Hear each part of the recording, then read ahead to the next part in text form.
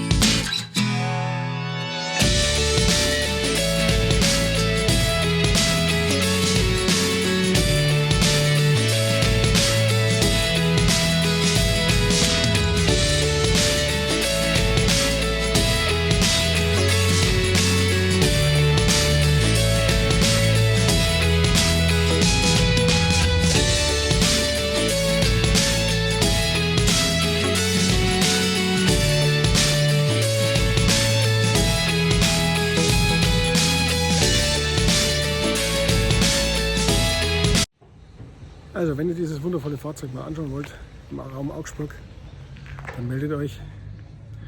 Dann machen wir einen Termin aus und wir werden uns dann sicherlich einig werden.